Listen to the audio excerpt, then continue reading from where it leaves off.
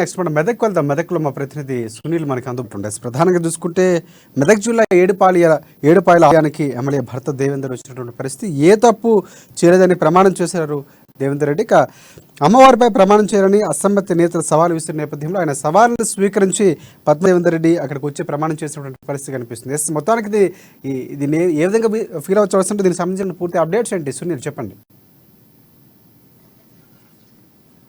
మెదక్ జిల్లాలో ప్రముఖ పుణ్యక్షేత్రమైన ఏడుపాయల దేవాలయం ఆధ్యాత్మిక కేంద్రంగా విరాజిల్లుతోంది. అయితే బీఆర్ఎస్ నేతల చర్య వల్ల అది రణక్షేత్రంగా మారిపోయిందని చెప్పి కూడా భక్తులు ఆరోపిస్తున్నటువంటి పరిస్థితులు మనకు కనిపిస్తున్నాయి. అయితే మెదక్ సిట్టింగ్ ఎమ్మెల్యే పద్మా దేవేందర్ రెడ్డి భర్త దేవేందర్ రెడ్డిపై అసమ్మతి నేతలు ఆరోపణలు చేశారు. అయితే వారు దేవాలయాల సంబంధించినటువంటి నిధులు కానివ్వండి, లేదంటే ఇటీవలే ఆలయానికి సంబంధించినటువంటి బంగారం ఈవో వారి ఇంట్లోకి పెట్టడం, తర్వాత అంతా పెద్ద ఎత్తున రచ్చ కావడంతో మళ్ళీ బ్యాంకుకి తరలించడం, ఈ వ్యవహారం వెనుక కూడా ఎమ్మెల్యే పద్మా దేవేందర్ రెడ్డి భర్త ఉన్నారని చెప్పి కూడా వారు ఆరోపించడం జరిగింది. మరోవైపు ఎమ్మెల్యే పద్మా దేవేందర్ రెడ్డి భర్త అనునాయాలు కూడా పెద్ద ఎత్తున భూ ఆక్రమణలకు పాల్పడుతున్నారని చెప్పి కూడా బీఆర్ఎస్ నేతలు, అసమ్మతి వర్గంలో ఉన్నటువంటి బీఆర్ఎస్ నేతలు ఆరోపిస్తున్నటువంటి పరిస్థితి. అయితే నేపథ్యంలో బీఆర్ఎస్ నేతలు ఒక సవాల్ విసరడం జరిగింది ఎమ్మెల్యే పద్మా దేవేందర్ రెడ్డి భర్తకు.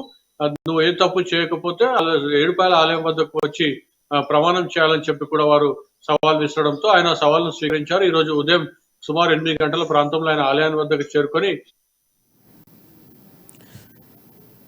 సునీల్ ప్రధానంగా ఏ ఇష్యూపై వారు సవాల్ విసిరారు, ఏ విషయంలో అంటే ప్రధానంగా ఏ విషయంపై ఈ సవాల్ అనే ఒక అంశం వచ్చింది, దాని నేపథ్యంలో ఆయన వచ్చి సవాల్ చేసినటువంటి ప్రమాణం చేసినటువంటి పరిస్థితి కనిపిస్తుంది.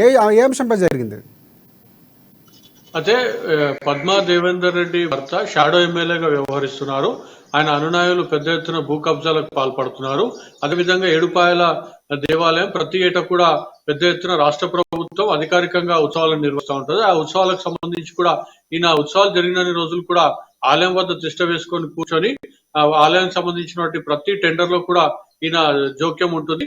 వీటన్నింటి వెనకాల కూడా అవినీతి జరుగుతోందని చెప్పి కూడా బీఆర్ఎస్ అసమ్మతి వర్గం ఆరోపించి అదేవిధంగా వారు ప్రమాణం చేయాల్సిందిగా కూడా కోరడం జరిగింది. ఈ నేపథ్యంలో మొత్తానికి స్పందించినటువంటి ఆయన ఈ రోజు ఉదయం 8 గంటలకు వచ్చి ఆలయం వద్ద అమ్మవారి వద్ద ప్రమాణం చేసి తాను ఏ తప్పు చేయలేదు, ఎలాంటి అవినీతికి పాల్పడలేదని చెప్పి కూడా ఆయన ప్రమాణం చేయడం జరిగింది. అనంతరం అసమ్మతిగా ఉన్నటువంటి బీఆర్ఎస్ నేతలు ఒక్కసారిగా వారు కూడా ఆలయం వద్దకు వచ్చి వారు కూడా తమ దగ్గర ఉన్నటువంటి సాక్ష్యాధారాలను చూపించడమే కాకుండా వారు కూడా ప్రమాణం చేస్తారు. తాము చేసినటువంటి ఆరోపణలకు కట్టుబడి ఉన్నామని చెప్పి కూడా తాము చేసిన ఆరోపణలు ఎలాంటి తప్పు లేదని చెప్పి వారు తిరిగి ప్రమాణం చేయడం జరిగింది. అయితే మొత్తానికి ఏడుపాయల దేవస్థానం కాస్త రాజకీయ రణక్షేత్రంగా మారిపోయిందని చెప్పి కూడా భక్తులు ఆరోపిస్తున్న పరిస్థితి. మొత్తానికి ఇంత జరుగుతున్నప్పటికీ కూడా స్థానిక మంత్రి హరీష్ రావు స్పందించడం లేదని చెప్పి కూడా ప్రతిపక్ష నాయకులు ఆరోపిస్తున్నారు. అయితే ఆలయాన్ని వీళ్ళు టార్గెట్ చేస్తూ ఆలయానికి సంబంధించిన నిధులు కాజేసేందుకు 2 వర్గాలు ప్రయత్నిస్తున్నా అని చెప్పి కూడా ప్రతిపక్ష నాయకులు ఆపిస్తున్నటువంటి పరిస్థితి. అయితే మొత్తానికైతే ఈ అంశంపై అయితే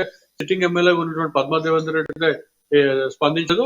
అయితే ఆలయం ఉన్నటువంటి ప్రాధాన్యత విశిష్టతను దెబ్బతీసే కుట్ర జరుగుతుందని చెప్పి కూడా హిందూ సంఘాల నేతలు భక్తులు ఆరోపిస్తున్నటువంటి పరిస్థితి. మొత్తానికైతే మెదక్ అదేవిధంగా రామాయంపేటలో అయితే పోలీసు బందోబస్తు పెద్దగా ఏర్పాటు చేయడం జరిగింది. మరోవైపు ఏడుపాయల ఆలయం వద్ద కూడా పోలీసులు గట్టి బందోబస్తు ఏర్పాటు చేయడం జరిగింది. మొత్తానికైతే భక్తుల తాకిడి కూడా ఆలయానికి ప్రతినిత్యం ఉంటున్న నేపథ్యంలో వీరి బీఆర్ఎస్ నేతలు మాత్రం ఆలయాన్ని రణక్షేత్రంగా మార్చడం అయితే ఒక దశలో విమర్శలకు గురవుతుందని కూడా మనం భావించవచ్చు.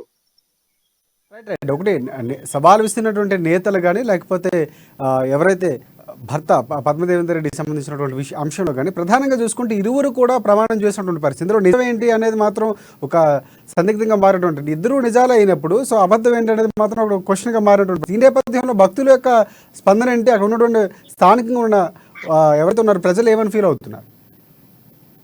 అయితే అసమ్మతి నేతల్లో రామాయంపేట మాజీ market committee chairman Ganga Narender తో పాటు చిన్నశంకరంపేట సర్పంచ్ రాజు, అదేవిధంగా న్యాయవాది జీవన్ రావులు ఉన్నారు. అయితే వీరు విలేకరుల సమావేశం ఏర్పాటు చేసి ఎమ్మెల్యే పద్మా దేవేందర్ రెడ్డి భర్త దేవేందర్ రెడ్డిని టార్గెట్ చేయడం జరిగింది. అయితే ఈయన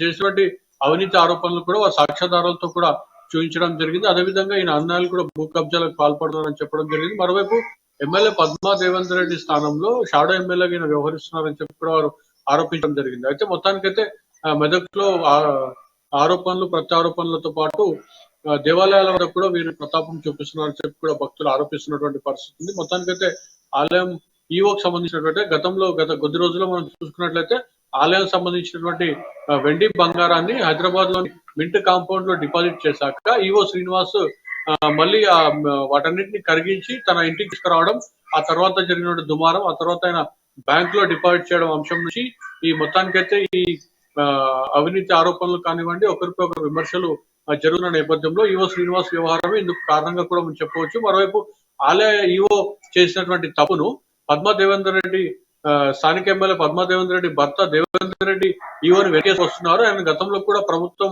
ఇక్కడ నుంచి బదిలీ చేస్తే సీఎం పేషి నుంచి ఆయన మళ్ళీ బదిలీని ఆపారని చెప్పి కూడా బీఆర్ఎస్ అసమ్మతి నేతలు ఆరోపిస్తున్నారు. అయితే ఈవో శ్రీనివాస్ వెనుక ఉండి వీరంతా కూడా అవినీతికి పాల్పడుతున్నారు. అవినీతికి పాల్పడుతున్న శ్రీనివాస్ ఎందుకు సస్పెండ్ చేయడం లేదు, ఎందుకు మీరు సీఎం కేసీఆర్ ను కలిసి నేను తొలగించాల్సిందిగా ఎందుకు రిక్వెస్ట్ చేయడం లేదని చెప్పి కూడా బీఆర్ఎస్ అసమ్మతి నేతలు ఆరోపిస్తున్నప్పటికీ శ్రీనివాస్ ఎలాంటి తప్పు లేదనే వ్యవహారంగా బీఆర్ఎస్ ఎమ్మెల్యే పద్మా దేవేందర్ రెడ్డి వర్గం వాదిస్తూ వస్తున్నటువంటి పరిస్థితి ఉంది.